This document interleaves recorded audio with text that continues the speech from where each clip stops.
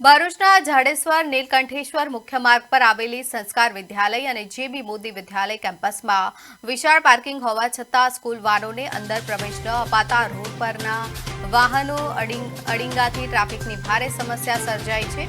રાજ્ય સરકારના પરિપત્ર છતાં શાળાઓની આ બેદરકારીના કારણે માર્ગ સાંકડો બની જતા સ્થાનિક વાહન ચાલકો, નાગરિકો તેમજ નીલકંઠેશ્વર મહાદેવ મંદિર અને બ્રહ્મકુમારીઝના અનુભૂતિ ધામ આવતા દર્શનાર્થીઓને ભારે હાલાકી ભોગવવી પડી રહી છે।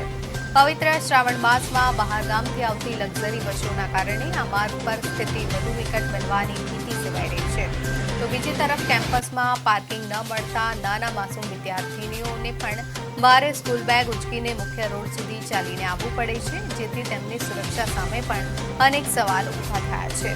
નીલકંઠ નર્સરી, જિલ્લા શિક્ષણ અને તાલીમ ભવન તથા આત્મીય સંસ્કાર કેન્દ્ર તરફ જતા લોકો પણ આ ગંદી ટ્રાફિક વ્યવસ્થાથી પરેશાન થયા છે। વાલીઓ અને સ્થાનિકોએ વહીવટીતંત્ર પાસે તાત્કાલિક સ્થળ તપાસ કરી શાળાઓના પાર્કિંગનો ઉપયોગ ફરજિયાત કરાવવા અને રોડ પરથી સ્કૂલ વાહનો હટાવી કાયમી ઉકેલ લાવવાની અપીલ કરી છે।